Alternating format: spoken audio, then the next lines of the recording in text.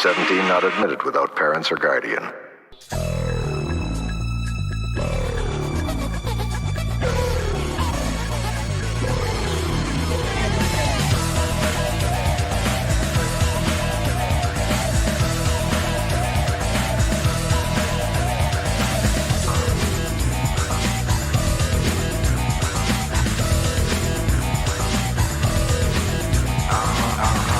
Mr. Big, you're not so big.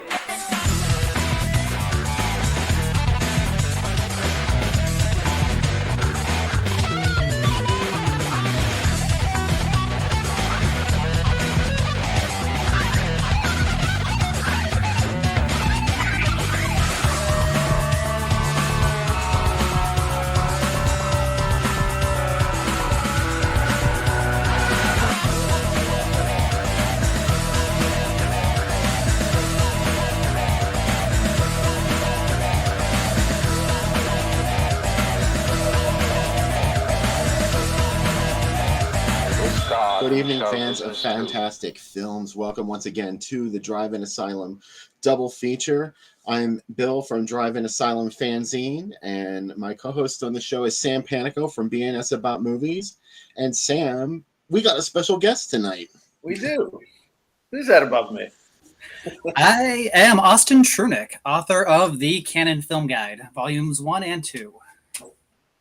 How you doing? And yes, your eyes do not deceive you guys. That is Luke Anthony Geary from General Hospital in our first movie tonight, Penitentiary III, which, holy shit, get ready to have your mind. It's a big idea to get used to. Yeah. It is a lot. And don't worry, if you haven't seen Penitentiary 1 and 2, I'm sure Austin will catch us. I don't think you need to watch them, right? Yeah, you don't need to. You don't really need to. You just need to know that poor Leon Isaac Kennedy keeps finding reasons to box in prison. Yeah. He keeps getting out. He doesn't want to box anymore, and then they keep bringing him back in. Mm-hmm. You see, at least Rocky got to choose to come back. But, you know, the Penitentiary films, they were sort of like, when I was growing up, like, they seemed like movies that were so gritty and dirty. And that maybe this was something like that was real, that it was really showing you something. But I don't know. Do you think what the Penitentiary films are an accurate depiction of prison life? I can't speak. I've never been in prison, but I don't know. The prison in here seems a little probably not accurate. No. There's a lot of fog in this prison. Especially because one of the characters you're about to meet just nonstop smokes drugs in his cell, which doesn't seem like it happens in any prison either. Oh yeah, this film actually definitely is not realistic. The first two at least tried to. They presented as realistic and gritty. They gradually get less realistic, but I don't think any of the boxing in any Leon Isaac Kennedy movie is ever realistic. It's very Mike Tyson's Punch-Out type boxing. There's a lot of doing moves off the ropes. Like, it's a very pro wrestling version of boxing, which I completely appreciate. It's much more exciting than real boxing in these movies. Yeah. If we want to try to recap people, if anybody's interested. Yeah, please. Again, you don't need to have seen the first two Penitentiary movies to appreciate the third one. I don't think it'll have any bearing on how much you'll get out of the third. But the first Penitentiary, it's Leon Isaac Kennedy plays a guy named Too Sweet Gordon, Martin Too Sweet Gordon. And he winds up in prison because he accidentally kills a biker, winds up dead in a fight when he's defending a prostitute who was harassing her. And so he goes to prison and basically is forced to box because if not, he will become somebody's, I don't know, is the correct term bitch? Yeah. I believe that is the term, yes. Yes. So those are the stakes of Penitentiary. And it is a very gritty movie. It is a movie that did very well when it was released. It was made for $500,000 and it grossed almost $30 million. A lot of that much of it was also thanks to just Leon Isaac Kennedy himself going and promoting this city to city and doing a lot of work, actually going going to Detroit, going to Cleveland, going to all these cities, and just getting on every show he could to tell people to go see it. And it did well. It was a very high-grossing independent picture. That led to Penitentiary II, which his enemy, I'm trying to remember the guy's name, Half Dead, his main Half Dead, his big bad guy, who's played in the second one by Ernie Hudson of Ghostbusters fame. The Half Dead escapes from prison, his enemy from the first movie, and murders Too Sweet's girlfriend. And so Too Sweet, who's given up, gotten out of boxing, is forced to enter the ring again so he can avenge his girlfriend. Mr. T plays his trainer in that movie, which is pretty fun. But again, it's much more realistic than the third one. By the third one, they just went crazy. Movie's insane. Which starts with him being given PCP in his water bottle during a fight. And then it only gets crazier from there. Like these things, like a lot of stuff happens where you're like, okay, like just let it go a lot in this movie. Mm-hmm. Mm-hmm. I just saw Ernie Hudson today on one of the cable channels had Shark Attack on, and he's the villain in Shark Attack. 1999. Isaac Kennedy also did another Cannon movie too, right? Body and Souls, and another one of his films too. He did, yes. So that came about. Cannon had a guy who was one of their early sort of PR people, hype people, Billy Fine, who had worked for Jerry Gross, the Jerry Gross organization, who I figure everyone listening here knows very well who Jerry Gross is. But Jerry Gross organization. Yes, yeah. He had worked on Penitentiary that had come out through the Jerry Gross organization. And so Billy Fine called up Leon and said, hey, I'm working for these new guys going on Globus. They just took over this company called Cannon, and they want to make a movie with you. Come in and meet. So Leon went in. He was excited to make a movie and has a meeting with Menachem Golan, the Cannon Group legend, another patron saint, especially of mine, someone who's occupied a lot of my adult life, just researching and reading about and obsessing over. But he sits down with Leon and he says, we know three things. If there are three things in a movie, it'll make money. If you take off your shirt, if you fight people, and you make love to women, the movie will make money. So basically, Menachem gave him those stipulations. We'll make your film for $1 million. Any film you bring to us, really, as long as you're doing those three things, as long as you're shirtless, fighting guys, and making love to women in it, which the movie Body and Soul, which Sam referred to, very much, it has all of those things in it. It has him in the first 10 minutes. Like he leaves a boxing match and has sex with a woman in the bathroom. Yeah. Yeah, it's got all of those things in plentiful amounts. And they are Body and Soul's got some good boxing in it. I think at least it's cinematic. It's maybe not accurate fighting, but it looks pretty darn cool, especially the last battle in that. And it's got Muhammad Ali, who Leon was friends with, and got him to do a favor to come in and co-star in the movie, which is, I guess if you're making a boxing film in 1981, or I think when they were shooting it, or 80, having Muhammad Ali is probably the best stamp of approval. That would be a big deal, no matter when it happens. Crazy because Ali's not in Rocky or Rocky 2, but he's in Body and Soul, which is a much, much smaller movie, but whatever it takes. Mm-hmm. And Leon Isaac Kennedy he's born in Cleveland, right? He was a DJ at a really young age, so which is close to us, I guess. Yeah, he was. Yeah, I mean, very successful kid. His backstory is amazing. He was a radio DJ. Well, always wanted to go into show business, but was a radio DJ at the age of 16. Had his own nationally syndicated show. As his name was Leon the Lover on his show, which is what he reused in Body and Soul as a character's name. But then by the age of 18, he'd already moved into TV. He was working on a show called Out of Sight. Out of Sight was one of the two variety shows that he wrote, produced, and starred and hosted. And it was actually the first African-American TV show of its type to be nationally syndicated. It beat Soul Train by like a few months, which is crazy. And this kid, he was 18 years old at the time, which is nuts. But he did very well. He eventually moved out to Los Angeles. He owned some discos in the 70s. He was trying to get into movies a long time, and he wrote and produced some blaxploitation films, had small roles in some of them before this. But before Penitentiary. But Penitentiary was his like breakthrough hit, finally made him into a name for film. And yeah, he did Penitentiary, he did Body and Soul for Canon, and then right afterward he did another movie that I love, is Lone Wolf McQuade with Chuck Norris. Mm-hmm. And that's a role he competed with Carl Weathers and O.J. Simpson for. So we almost had a like a buddy action film with Carl Weathers and Chuck Norris, or O.J. Simpson and Chuck Norris, but we got Leon Kennedy instead. I would love the OJ and Chuck Norris movie. Let's make it now. We can still make it. I mean, no, okay.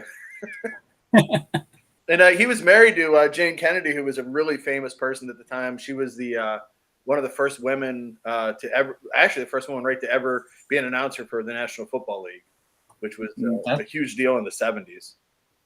That's correct. And she was a well-known model as well on a lot of magazine covers, and had been on Ebony at that point. And yeah, so they were definitely a power couple back in the early 80s.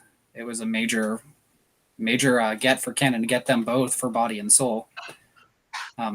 He started in that with his wife and his friend Muhammad Ali and Peter Lawford for some reason.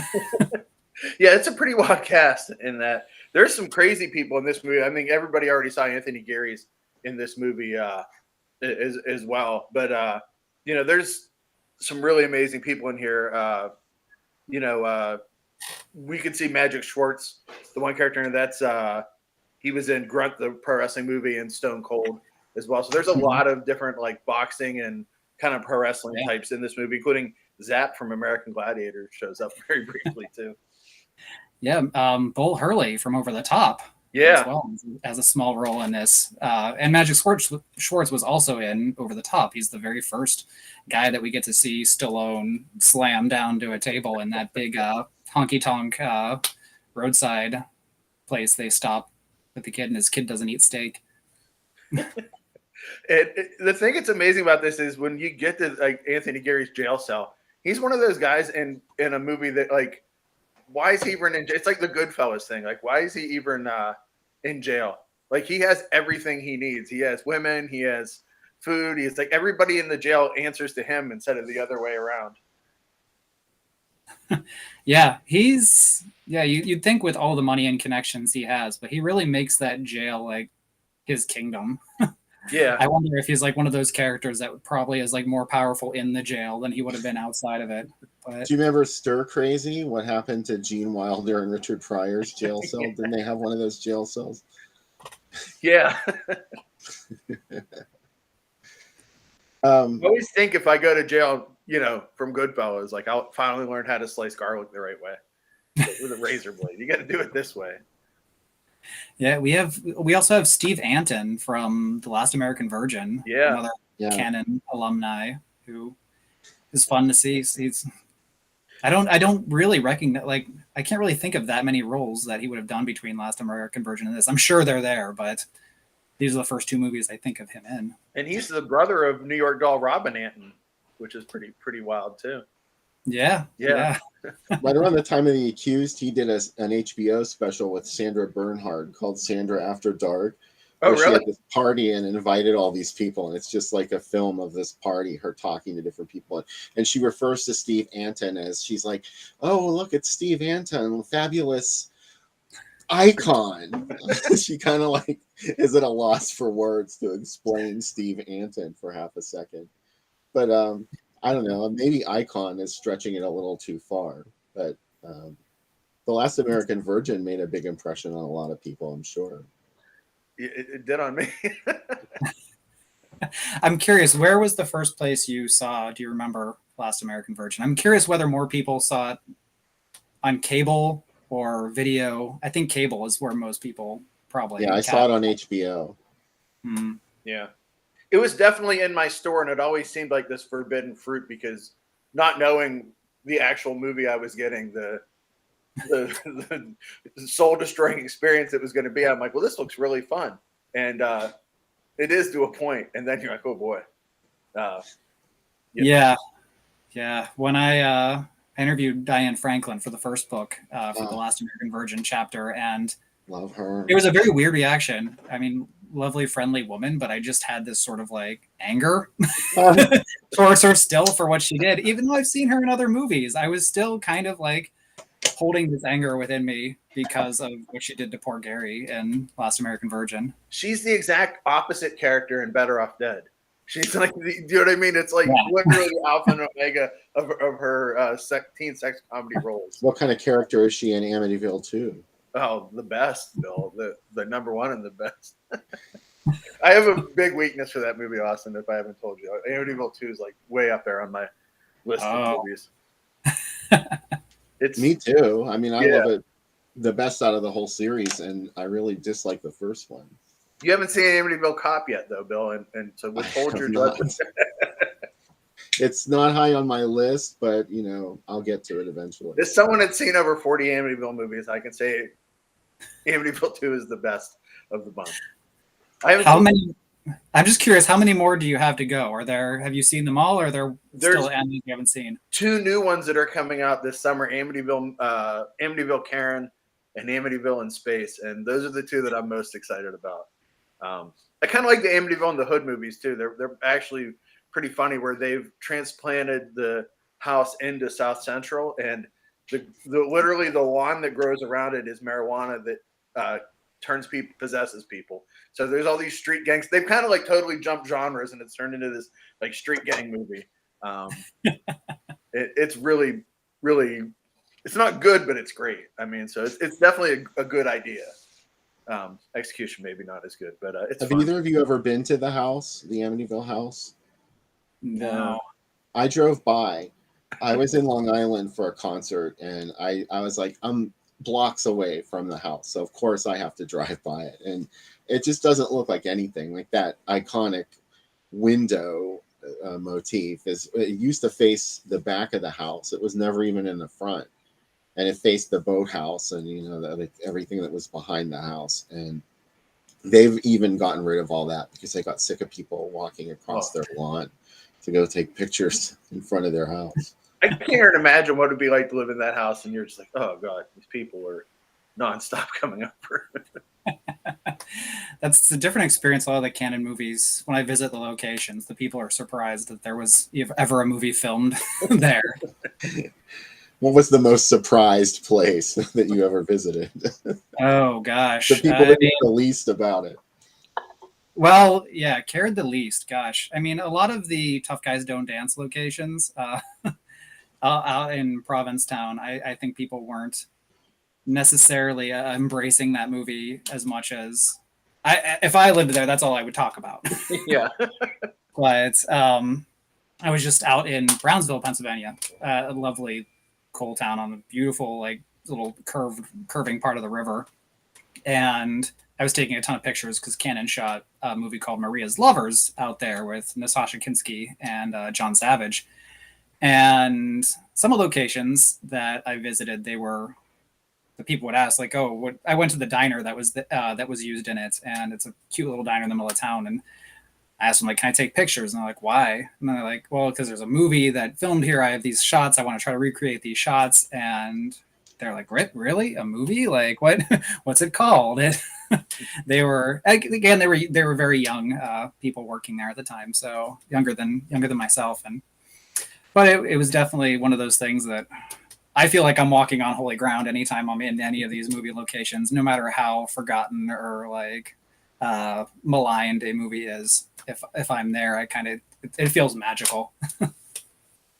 One of our friends shot a doc at one of the places that SF Brownrigg shot movies at. And I think the people that live in that place are like, oh, what, there was a movie here? And he's like, yeah, completely the same movie was made in your house. So he shot a whole documentary about the house called Don't, which is It's really owned great. by a church. Yeah. It's actually owned by a church, and they use it like for camp events, where they have to house a whole bunch of kids or something. So usually it just sits there empty, the Stevens Sanitarium. He spent the night there alone. I love that he did that though. The movie that came out of it's really great too. It's really neat to watch after you've watched, the Groundbreak movie, and then you're like, wow, I can't believe that someone would sleep in this house all night. I would not be able to handle it. It's called Don't. It's a tribute to SF Brownrigg. It's on YouTube, so anyone interested can go check it out. And I have a couple of announcements, actually. Oh, awesome.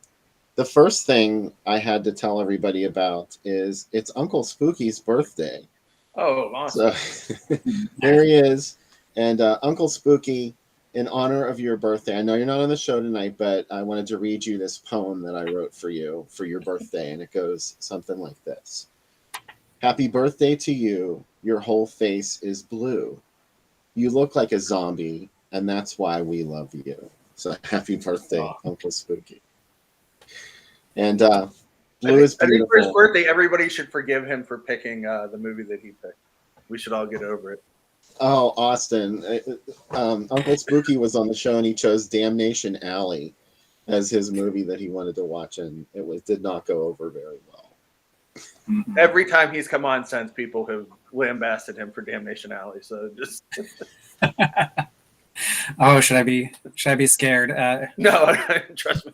I think it was more just that nothing happens in it, and I don't think anyone's going to have that problem with Penitentiary III at all. No, and it's all in Things fun happen. anyway. Yeah, Nobody's mad at Uncle Spooky for choosing him. how could they be? And the other thing I wanted to mention, I'm going to drop this link into chat. Our friends Paul McVeigh and Robert Fries, they do a series of books called It Came from Hollywood, and the newest version is available on Blurb right now. I think previously you had to purchase it through Amazon, but I could be wrong about this. But anyway, their new product is now available on Blurb. I dropped the link into chat, so you can go pick it up. There's a special running on Blurb right now, actually, where you can get 20% off. It only lasts until tomorrow. So go check it out. There might be a new issue of something else coming out too, right, Bill? I guess I could mention that too. Finally, after being in production for 2 years now, the new issue of Drive-In Asylum is actually going to be available this week for purchase, and it's our 1981 yearbook special. And it's all dedicated to movies that blew our minds that are from 1981. And, you have to kind of like bend the rules a little bit sometimes with it, because a movie may have been ready in 1980 and it played some festival dates, but it didn't actually get released until 1981. So when we chose our movies, that's what we had in mind. Here is a sneak preview of the cover. It's going to be available for sale in the Etsy shop probably sometime early next week. Like, look for it Monday or Tuesday, and I'm sure I'll be screaming about it all over social media, so you can't possibly miss. All right, so now that's all the announcements. Awesome. And I should just say, while we're talking about books, you can get Austin's books. Both can. Oh, yes. Thank you. I am a terrible host, Austin. I apologize. Yeah. And these are on Bear Manor Media, right? And Amazon? Anywhere else? Yes, correct. And yeah, your local bookstore should be able to order it for you if you still have one. And also, if you're wondering how much Austin writes about, here's Volume 1. Volume 2 is much bigger. Now I know what you guys have in common. Yeah, a lot of writing about movies. Yeah, they're about 1,700 pages worth of writing about the first 7 years of canon under Golden Globus.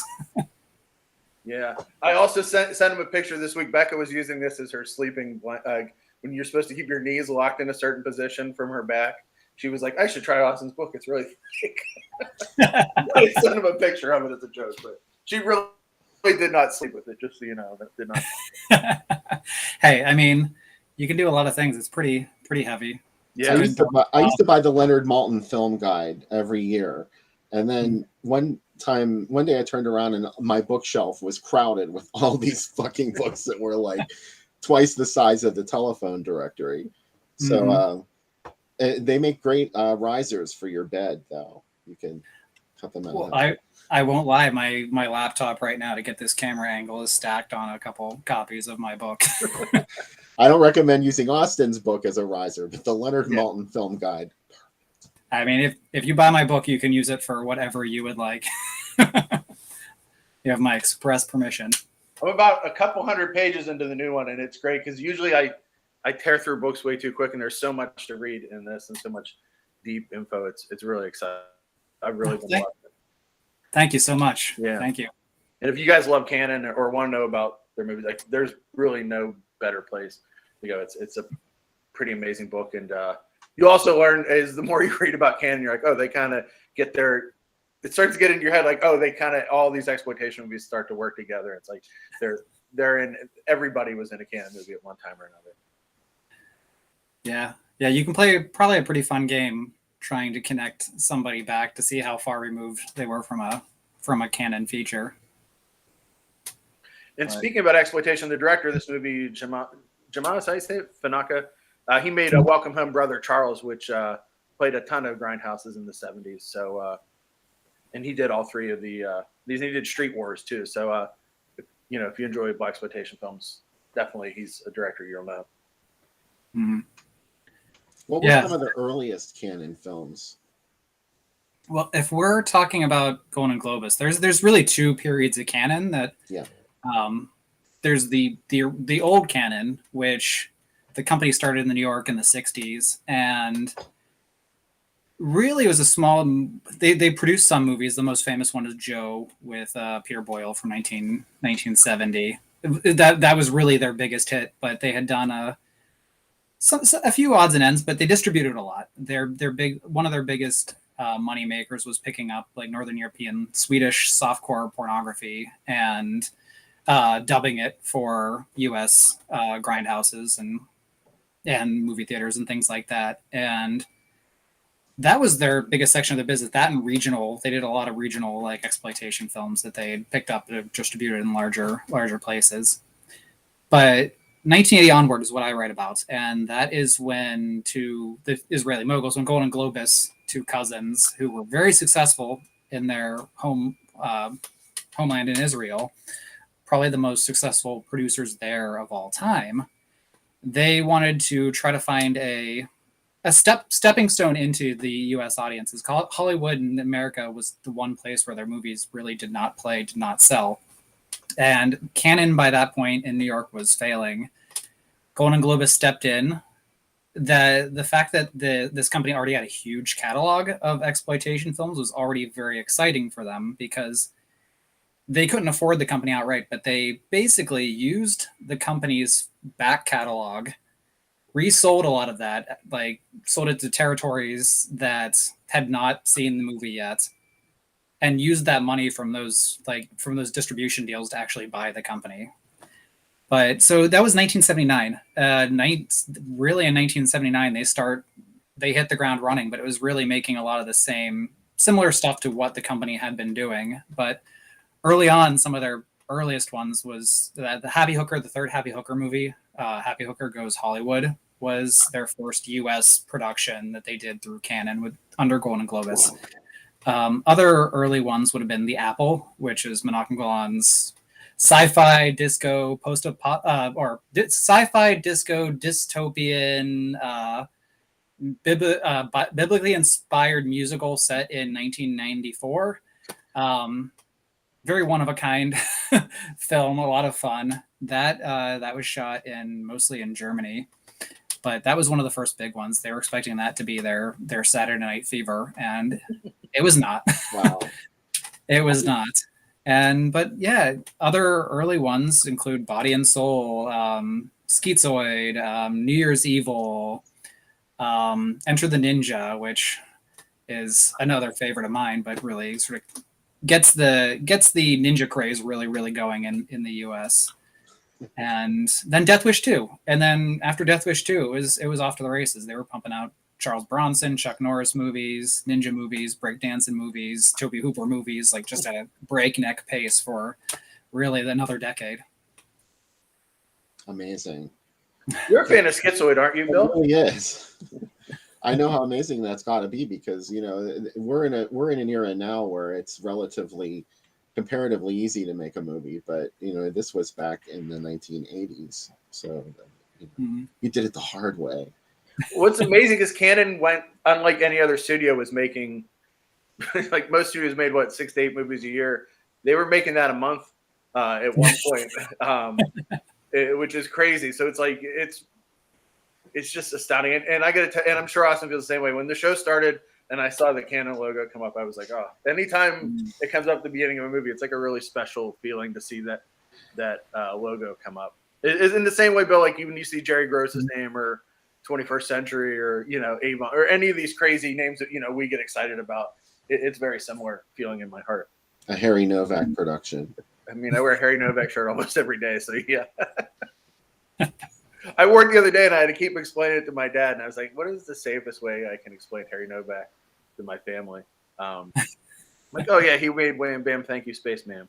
And that didn't get over too well. He was apparently a guy that, depending on who you talk to, stole other people's movies and put them. The child, yeah. His name. Yeah. I had to warm a little when you mentioned Schizoid, Austin, because that's one of my favorites. And I interviewed Mariana Hill, and she told me some Schizoid set stories about working with Klaus Kinski. That's amazing. That's amazing. She was like, where can I find those interviews? I would love to read those.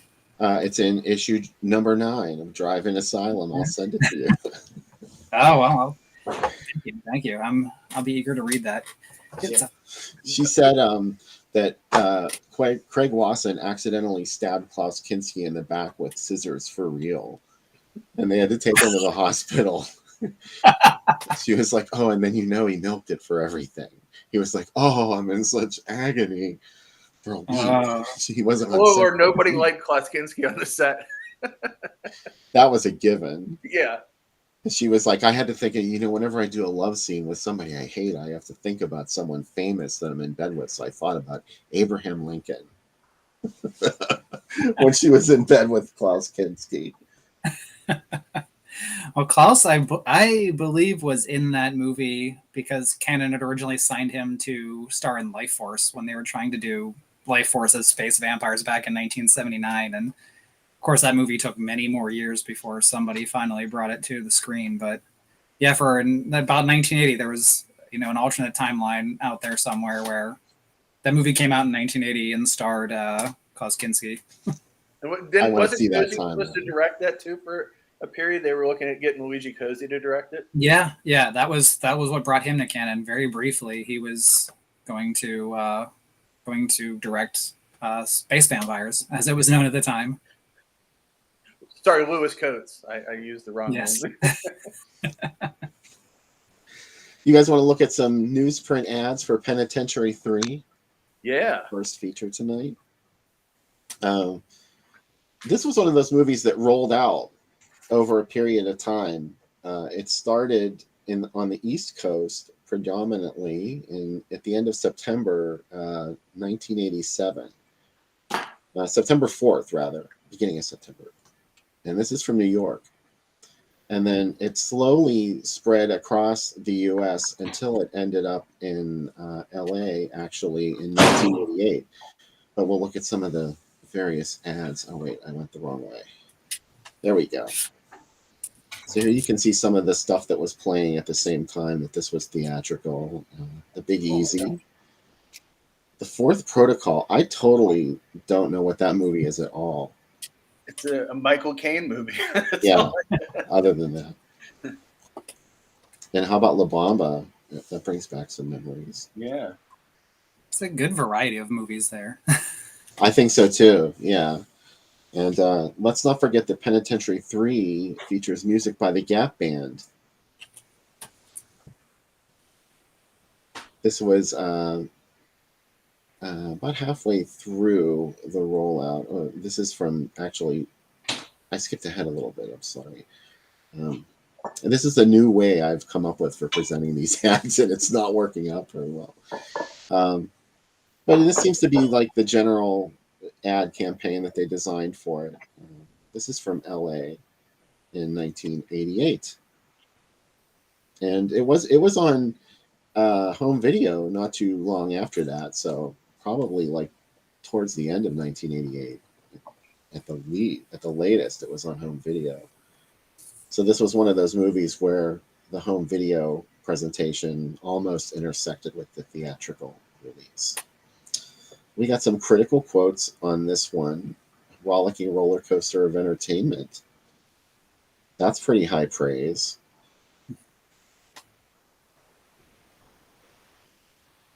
Are you guys still there? Yeah. Oh, sorry. Oh yeah, we're just stunned by this ad. Yeah. I thought maybe I was alone on the show. So that's it for my variety of ads that I dug up for Penitentiary III. I don't know. I was kind of surprised that this movie got a theatrical release, because it was a home video thing the way I remembered it. Well, Austin, correct me if I'm wrong, but Canon would kind of do these like month to 3 month releases sometimes, so they could say it played in theaters in the U.S. and hopefully improve the overseas money.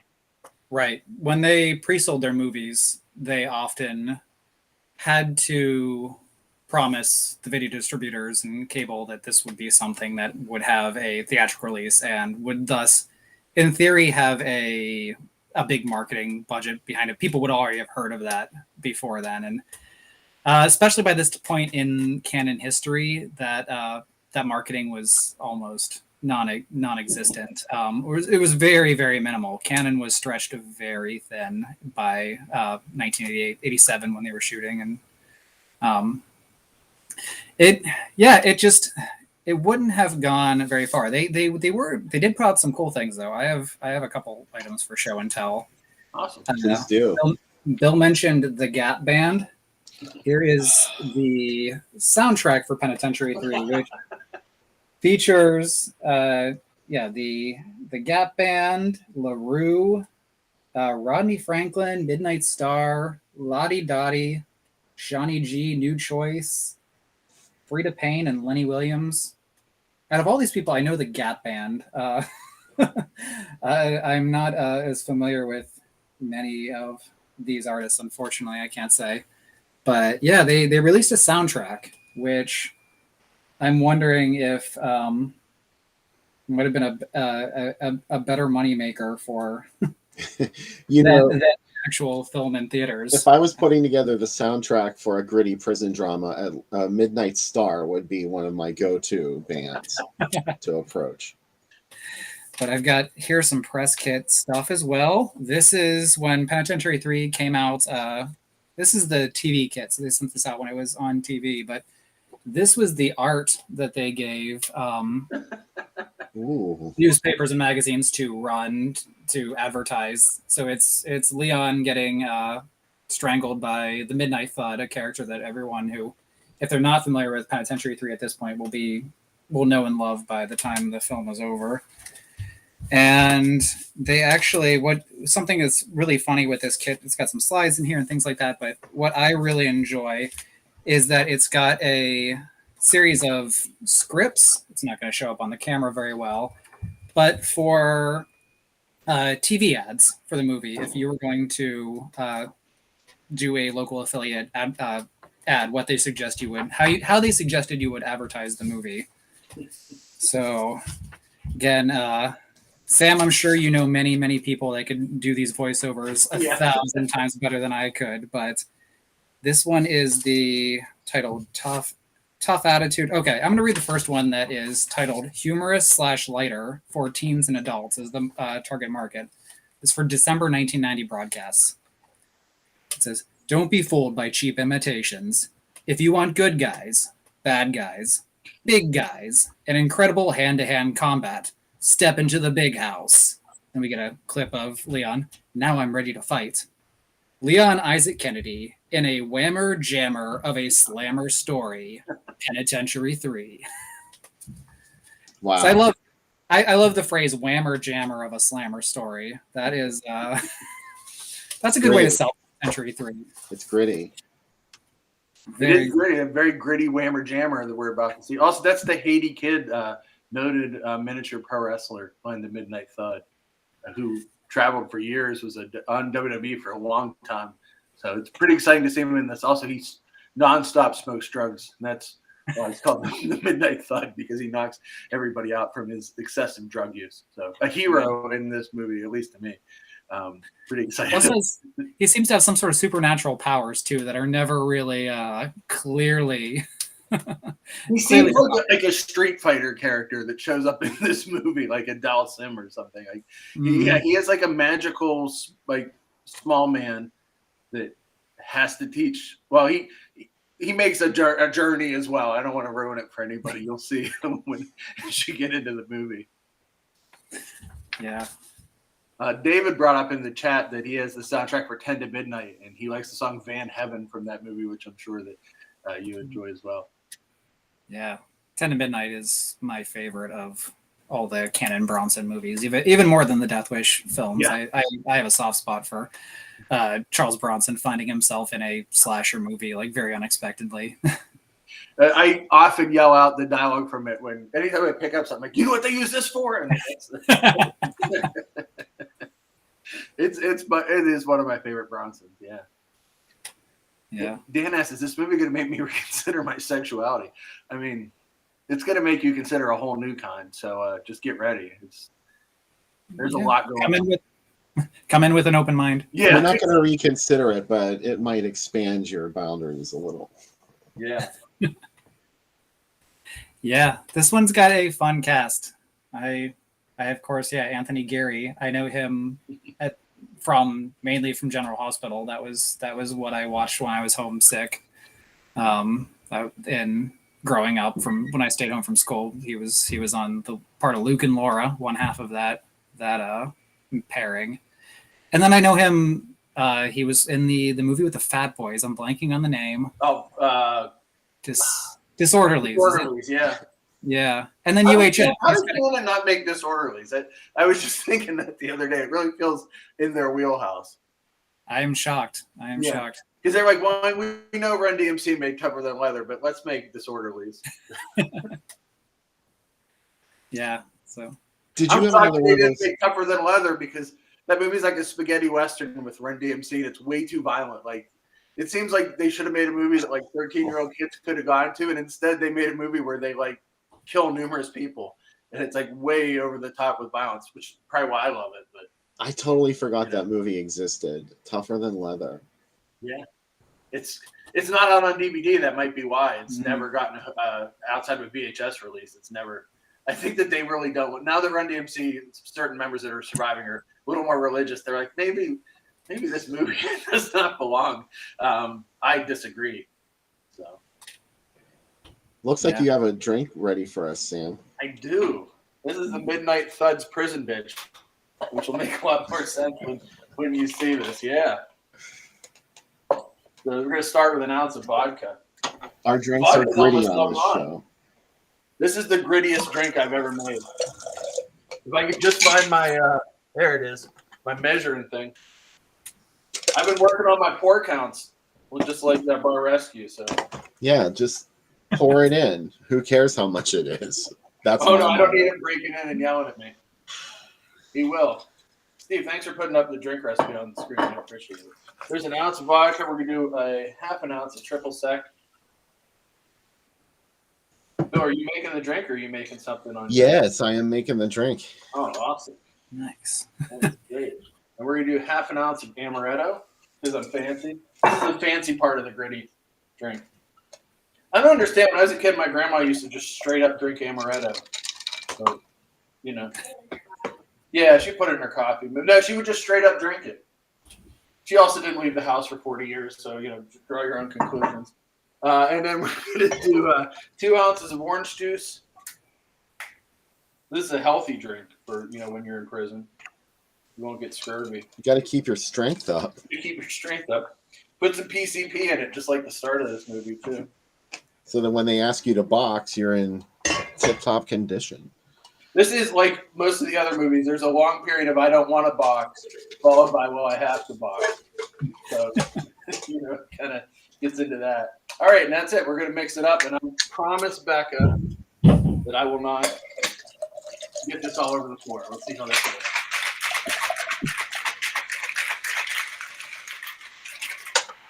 right. You're listening. Zoomed ahead of really me. good. Austin, we had a really bad blue drink explosion a couple months ago on the show. Oh no. What was that? Do you remember what that was themed for? What movie? No, I don't. Nobody remembers the movie anymore after this explosion. Yeah, I'm lucky that I still live in this house after that explosion.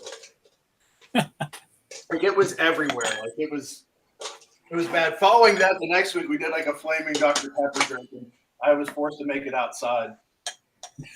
I wasn't allowed to make any more drinks in the house for some period.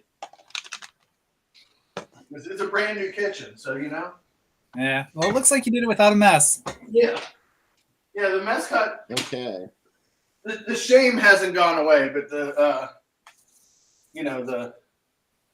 I'm getting better. So anyway, that's the drink. It is very pink, which is gritty. This is a gritty drink for a gritty movie. Yeah, like Prepare to what? get your grit on. Like Paddington, another gritty movie. All right, Pazuzu, everybody. Austin, thanks for being on the show. I'm super excited for people to watch this. Thank you for having me. Cheers to you, Austin. Cheers. Gritty. So, Austin, you asked us about the first time that I forget what movie you were asking us about. The first time that we saw it. Last American Virgin. Right. When's the first time you saw this movie, Penitentiary III? I'm going to admit, Penitentiary III. It was a more recent first time viewing for me. Mm-hmm. It was since I started working on these canon books. So it was probably 4 or 5 years ago, I would guess. I've been at this project for 7 years now. It's my daughter turns 7 in a few weeks, and like it was something I started really like right around the time she was born. So it's easy for me to remember. But I was seeking out just all the canon movies that I wasn't familiar with. I came into it familiar with all the the Bronson and Chuck Norris things, the Michael Dudikoff things, the stuff that is like the first line of canon movies that I feel like most people have seen. And you start getting into things that are a little more obscure, and this is one I ended up tracking down on VHS and seeing for the first time that way in an old X rental copy. When we come back from the break, I'll dig that out of the closet and show it off and see what stickers are on it, because that might have some fun X rental stickers. But yeah, I was not familiar with this one until my recent within the last 5 years. But once I saw it, it jumped up the list. If I were to make a list of like the wildest or craziest canon movies, this would go up there. You would have, along with The Apple and Ninja 3 and Tough Guys Don't Dance, one that I love, and Life Force, perhaps. if we were to do a craziest canon movies Hall of Fame, like Penitentiary 3 should be in there.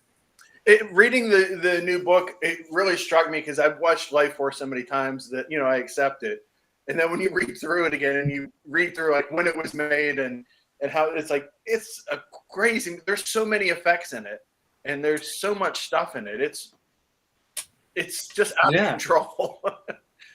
Just the people working on that is amazing. It's really on paper at least a dream team for making a like horror sci-fi movie. You would think in the mid 80s, because you've got Dan O'Bannon writing the script, who from Alien. You've got Nick Maley, who was the guy who just like helped design Yoda and did the Cantina band for Star Wars and worked on Highlander and all these other great movies. You have John Dykstra doing the visual effects, which is again another Star Wars guy. And you have Toby Hooper coming right off of Poltergeist, which it's an incredible group of people to put together. It's again, like if you take the actual movie Life Force, and it's a movie I love, I think it's a lot of fun.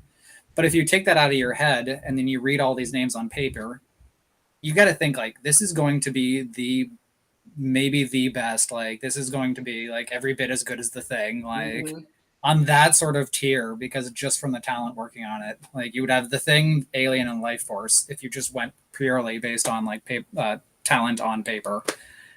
but it was handled by Canon, so Yeah. that, I think tips the scales down in the other Is that direction. what made the difference? Really? There are other things. I mean, It's the most expensive Hammer movie ever made with yeah. nudity that Hammer would never have. Like, there's a lot going on. Yeah, if you were going to do a Quatermass movie like in the 1980s and have your like main sort of the character you identify just being a woman who's nude throughout most of her like on-screen time. Yeah, I can see why it wasn't the giant sci-fi like sort of Star Wars that thing that Canon was hoping it would be. But Canon kept going for their Star Wars of the 80s. It's the tagline they used for Masters of the Universe. Yeah, yeah. Like, this is going to be our Star Wars. Yeah, they pivoted. So the first they came into it, this project, Life Force was a project that they were wanting to make for years and years. They announced it in their original slate of movies in 1979. So it just took a long time to get to the screen. Going through, it went through Luigi Cosi before it went through Tobe Hooper. But yeah, it was going to be called Space Vampires, and I think Toby saw this opportunity to make a tribute to these like Hammer sci-fi movies that he had grown up on and loved. But then at some point, I think Canon looked at it and was like, "Okay, this is not going to be our Star Wars. Let's pivot and try to make it our 2001. We'll change the movie from Space Vampires, which is a perfect movie for it, perfect title for the movie." And change it to Life Force because that sounds more fancy. I don't know. Lack of better word. It sounds fancy. It sounds like something that they would think would get Oscar nominations. And I just wonder that Hooper kept saying the effects guys, like, you guys are all getting Oscars for this. And they're like, and then nobody saw it. They made these like amazing. The effects are incredible though. Like, and they're all real. I mean, all this stuff existed somewhere, like, especially like the, as the vampire sucks the life out of him, how the body is like just kind of all crushed, and then the one that goes through the jail bars and kind of turns into dust. Like, yeah, there's some really wild stuff in that movie. The effects are amazing. Just the pathologist character who like transforms, who's in most of the posters, like he is like the withered corpse that kind of gets up and reminds me a lot of Return of the Living Dead with that sort of like lady strapped to the table in that, like the zombie puppet. But it required something like 23 puppeteers and like 3 computers to operate that thing. It's the most like complicated animatronic creature to appear on camera. And again, like whether you love or don't love Life Force, the effects are awesome. And I do think Canon really misstepped by not really campaigning at least for the effects. Because the effects that year went to Cocoon, which a good movie, but Life Force was kind of doing things that nobody did before and did like in the rest of the time before computers came and replaced all of the sort of great practical effects. And yeah, but no, Canon spent their $1985 campaigning for Natasha Kinski to win an Oscar for Maria's Lovers instead. Like, they didn't even bother like having the screenings again for critics to come in at least just to judge the effects. Didn't even get nominated, which is a crime. Life Force the anti-Cocoon when you really think about it? Aliens come to Earth. I was thinking that too when you mentioned Cocoon. People versus making old people young again.